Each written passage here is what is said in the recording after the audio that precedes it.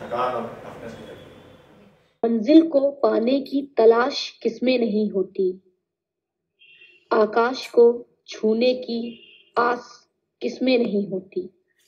था मेरा भी एक ख्वाब कुछ कर सकूं अलग सा, अपने हुनर से दुनिया को जीतने की, ये बात भला खास किसमें नहीं होती। नमस्कार, मैं कौशिकी त्रिपाठी आप सभी का एक बार फिर से आपके अपने खास कार्यक्रम अतिथि उवाच में बहुत बहुत स्वागत करती हूं।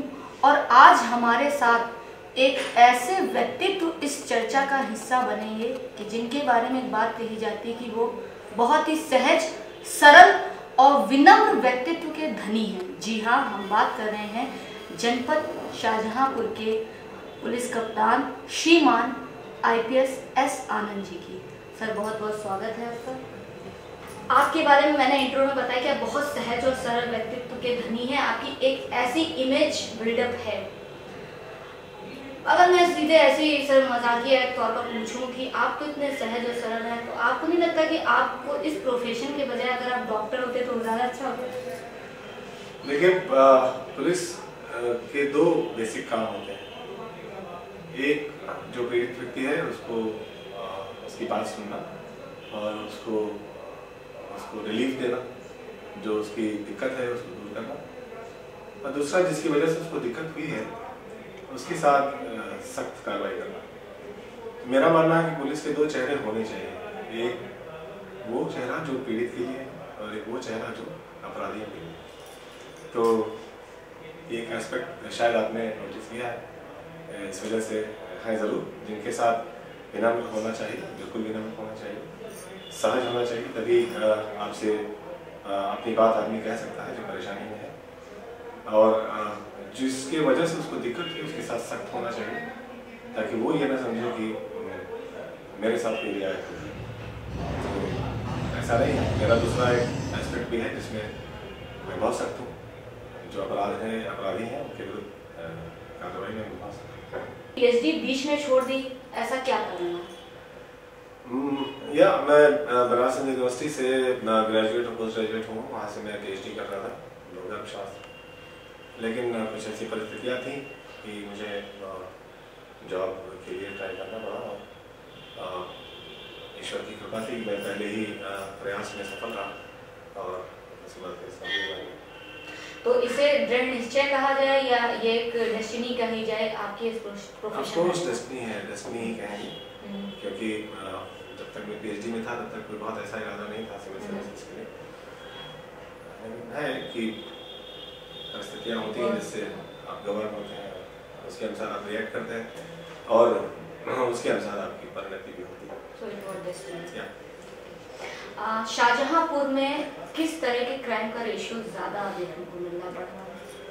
देखिए, शाहजहांपुर एज अ डिस्ट्रिक्ट एक बहुत अच्छी बात यह है कि यहाँ किसी भी क्रिमिनल को कोई पॉलिटिकल पैटर्नेज नहीं है, कोई ऑर्गेनाइज्ड ऐसा गैंग या ग्रुप नहीं है जिसको जो क्राइम में हो और उसको किसी तरह का, सबसे अच्छी बात नहीं है मैंने ऑब्जर्व की। इसके अलावा अलग अलग एरियाज में अलग अलग क्राइम पैटर्न है, ये आपको स्टडी करना पड़ता है और पीरियड ऑफ टाइम जब आप देखेंगे कि कहाँ किस तरह का क्राइम है, तो उससे हम लोगों ने आइडेंटिफाई किया कि कौन कौन से एरियाज में किस किस तरह के अपराध हैं। उसके हिसाब से हमारी कार्य योजना बनी और कार्रवाई अच्छी हुई, जिससे काफ़ी अच्छा परिणाम भी मिला। STF में भी आपको समय हुआ है, आपने वहाँ पे भी अपनी सेवाएं दी, उसके बारे में कुछ अनुभव, वहाँ से क्या सीखा और क्या सर वहाँ से होता ना कि एक स्मार्ट पुलिसिंग में भी कुछ तकनीकियों का? मैं बहुत लंबे समय तक STF में था और इसका सबसे बड़ा लाभ ये मिलता है कि आपका एक स्पेशल एक क्राइम को और क्रिमिनल को देखने का एक नज़रिया डेवलप होता है, उसके विरुद्ध कार्रवाई का एक नज़रिया डेवलप होता है। बहुत सारे ऐसे टेक्निक्स हैं जो STF के पास हैं और उनके ज़रिए से वो अपराधी तक पहुँचते हैं, अपराधी के विरुद्ध कार्रवाई करते हैं। तो उसका लाभ ज़रूर मिला हमें यहाँ इम्प्लीमेंट करने में। इसके अलावा क्राइम वर्क का कल्चर होता है कि आप किस अपराध को किस सीरियसनेस के साथ लेंगे। बहुत सी जगहों पे जिस चीज़ को बहुत सामान्य समझा जाता है और as a matter of routine मानते हैं, ऐसा नहीं होना चाहिए। मेरा मानना है कि किसी भी व्यक्ति के लिए उसके विरुद्ध अगर कोई अपराध हो तो उसके लिए पड़ा है, तो उसके हिसाब से हमारी पुलिस की कार्यप्रणाली होनी चाहिए। इसके अलावा हमें भले न लगे कि ऑर्गेनाइज्ड है, लेकिन उसमें दिखना चाहिए। जैसे क्राइम पैटर्न अगर आप एनालाइज करें तो जो पुवाया सर्किल है वहाँ अवैध शराब के निष्कर्षण का ज़्यादा उस तरह की बातें हैं। इसी तरह से जो जलालाबाद सर्किल है उसमें चूँकि कटरी का एरिया है तो वहाँ असलहे बनाते हैं लोग, तो उस तरह का एक क्राइम पैटर्न है। तिल्हा सर्किल में तो वो चूँकि 2-3 ऐसे जनपदों से जुड़ा है जहाँ अफीम की खेती होती है, तो वहाँ नारकोटिक्स का क्राइम काफ़ी होता है। तो उस लिहाज से जब क्राइम पैटर्न आप स्टडी कर लोगे तो उस पर आप जोर देते हो, फिर उसके लिए ग्राउंड इंटेलिजेंस कलेक्ट करते हो, अपने मुखबिर डेवलप करते हो, कुछ डिजिटल मीन्स भी होते हैं जिससे आप उन तक पहुँचते हो, और उसके बाद उन पर जब क्रैकडाउन होता है तो उसके परिणाम बड़े अच्छे आते हैं। हम लोग अभी ऑफ कैमरा देख रहे थे और काफ़ी बार सर आपके साथ भी ऐसा होता होगा फील्ड में या कहीं जब आप अपने ऑफिस में एंट्री करते हैं तो बहुत से जो फरियादी होते हैं वो मतलब एक होता है कि सर हमारी मतलब उनकी जो अपनी शिकायतें हैं उनको बताने के जरिए अलग अलग होते हैं, तरीके अलग अलग होते हैं। सीधा से सवाल पूछूं कि कितना टफ होता है एक आईपीएस के जीवन को जीना? टफ नहीं कहूँगा इसको। देखिए आपका एक दायित्व है, उसका आप निर्वहन करते हो, और दूसरा पद है जरूर उसका, उसके अपने रिस्पॉन्सिबिलिटीज हैं। देखने का नजरिया होना चाहिए। I am not here to rule और लाइक दैट, मतलब शासक नहीं, लोक सेवक लिखा ही जाता है। संघ लोक सेवा आयोग होता है, संघ लोक शासक आयोग नहीं है। तो whosoever comes through that examination he is here to serve the people।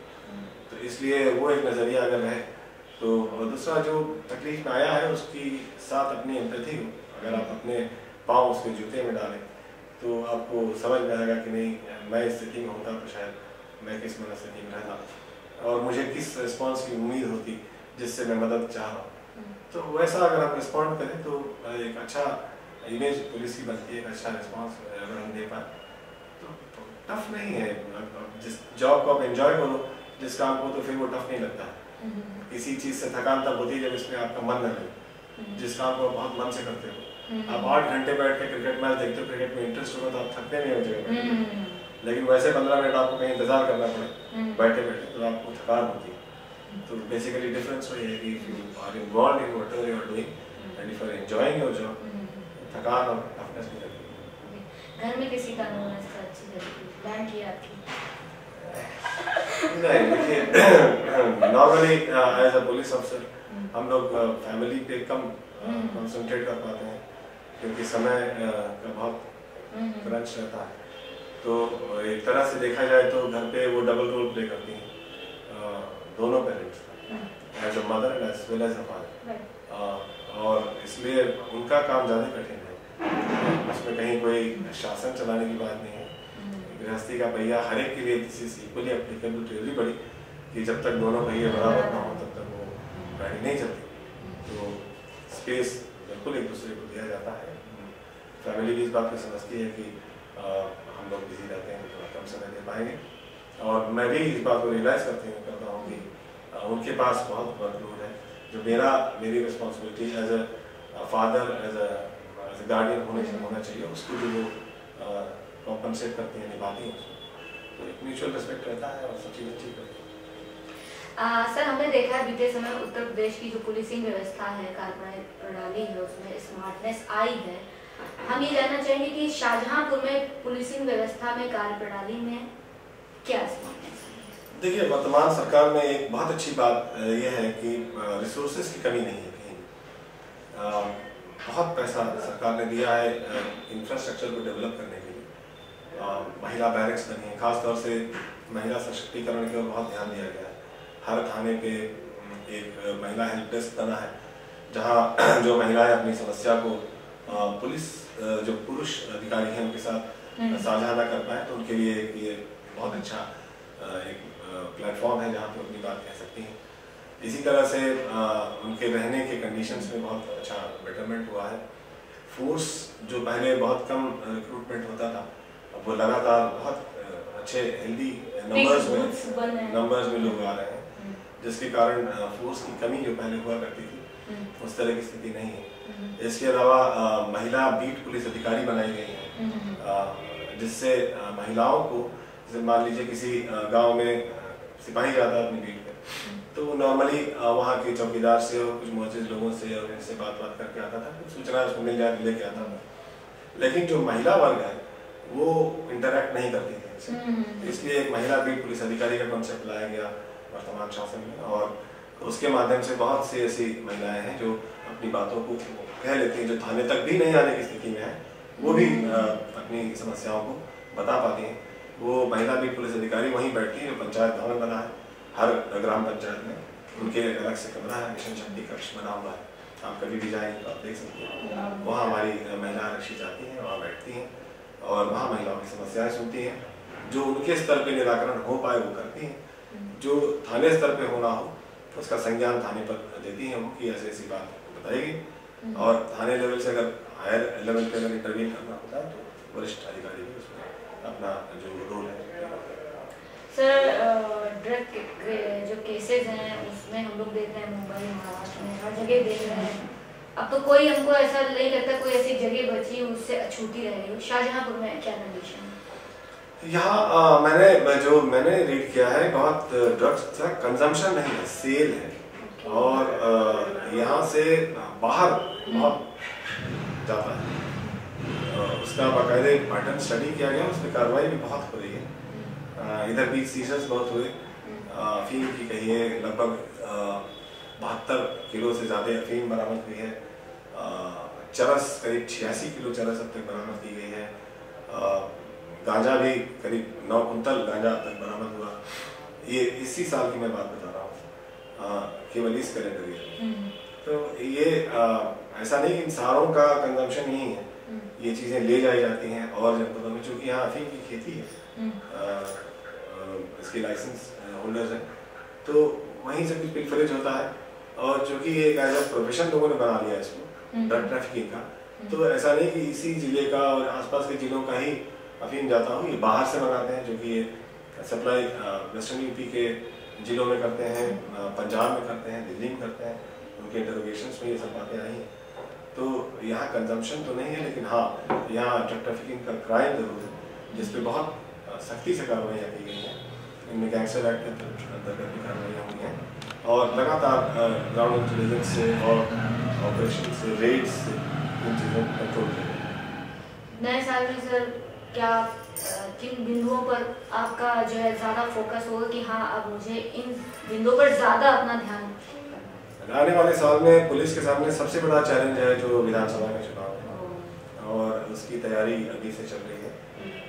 ये हमारे लोकतंत्र का सबसे बड़ा उत्सव कहा जाता है इसको, तो उसके चुनाव को सकुशल, बिल्कुल पारदर्शी और निष्पक्ष संपन्न कराने में हमारी जो भूमिका है वो बिल्कुल परफेक्ट होनी चाहिए, इस बात को निश्चित किया जा रहा है। इसके साथ साथ में जो इसी में बाकी जो प्रिवेंटिव एक्शंस हैं, ताकि इन द व्यू दैट कि वो चुनाव अच्छे से खराब है, वो लगातार हो रही है, इस मोमेंटम को बनाए रखने की ज़रूरत है और बेहतर करने की ज़रूरत है। There is always scope for improvement किसी भी जगह पर, तो हर बार यही बल दिया जाता है कि आज अच्छा कर रहे हो, लेकिन कल इससे बेहतर कोशिश होनी चाहिए हर लेवल पे। तो ये एक बड़ा एजेंडा है जो पुलिस के सामने है। इसके अलावा बाकी जो एक पुलिस का फेस है वो ग्रेजुअली चेंज हो रहा है। अब आप देखेंगे सॉरी, पहले जिस नजरिए से लोग देखते थे पुलिस को, वो नजरिया अब धीरे धीरे चेंज हो रहा है। पुलिस ज़्यादा कम्युनिटी फ्रेंडली हो रही है, आउटरीच पुलिस का बढ़ रहा है, और इससे बहुत सी भ्रांतियाँ दूर हो रही हैं जो पहले पुलिस के बारे में थी, बड़े निर्मम, बड़े निर्दयी, बड़े सुनते नहीं हैं, हृदयहीन होते हैं। तो ऐसा नहीं, बहुत से प्लेटफॉर्म्स हैं, अकाउंटेबिलिटी बहुत है पुलिस की, क्योंकि बहुत लेवल्स पे कंप्लेंट किए जाने का हो रहा है। आप IGRS के थ्रू हर लेवल पर कंप्लेंट करते हैं, अपना हेल्पलाइन है, उस पर आप कंप्लेंट करते हैं, तो उस तरह से हमारी अकाउंटेबिलिटी बहुत है। अगर आप चाहेंगे भी कि यहाँ हम किसी चीज़ को अनसुनी, अनदेखी कर दें, तो ये आप अफोर्ड नहीं कर सकते, क्योंकि उसके पास ऑप्शंस बहुत हैं और वहाँ से आपको उसका जवाब देना पड़ता है। तो इस लिहाज से अकाउंटेबिलिटी पुलिस की जो हमारी है उसको बेहतर बनाने की आवश्यकता है कि हम प्रत्येक व्यक्ति की जो समस्या है उसको सुने, उस पर कार्रवाई करें। इसके लिए वर्कफोर्स की कमी नहीं है। जो पहले एक रोना रोया जाता था, इंसान हमारे पास फोर्स नहीं है। हाँ, एक पहले नॉर्मली की सर हमारे पास तो फोर्स ही नहीं है।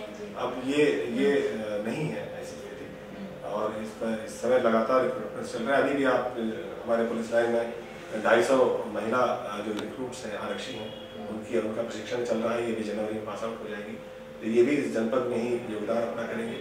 तो लगातार जो हमारा नंबर्स है वो बढ़ रहा है फोर्स का, इसलिए अभी हमारी अकाउंटेबिलिटी भी बढ़ जाएगी। पहले हो सकता है कि हम इस बात को कह के अपनी जिम्मेदारी से थोड़ा सा पीछे हट जाए, साहब हमारे पास बंदे नहीं है, लेकिन अब वो स्थिति नहीं है। तो हमारी अकाउंटेबिलिटी है, लोग आपके पास हैं, उनसे काम कराना है, आपको काम देना है, और पब्लिक को भी रिलीफ उससे देना है। ये सर, अंत में हम चाहेंगे कि शाहजहांपुर की जनता के लिए आपका कोई मैसेज आपके शो के माध्यम से मैं जनपद शाहजहांपुर को आने वाले वर्ष की बहुत बहुत शुभकामनाएं, बधाइयाँ देता हूँ, और आप सबसे उम्मीद करता हूँ कि एक जिम्मेदार नागरिक के तौर पे अपने मताधिकार का प्रयोग अवश्य करें जो आगामी चुनाव आने वाले हैं, और एक अच्छे नागरिक के रूप में अपराध और अपराधियों के बारे में सूचना निर्भीक और निडर होकर आप पुलिस को दें, और इस बात से आश्वस्त रहें कि पुलिस उसमें बिल्कुल निष्पक्ष कार्रवाई करेगी, सही कार्रवाई करेगी, ये मैं आश्वस्त करता हूँ। सर, बहुत बहुत शुक्रिया हमसे बातचीत करने के लिए। आप देखते रहिए अतिथि उवाच कौशिकी के साथ।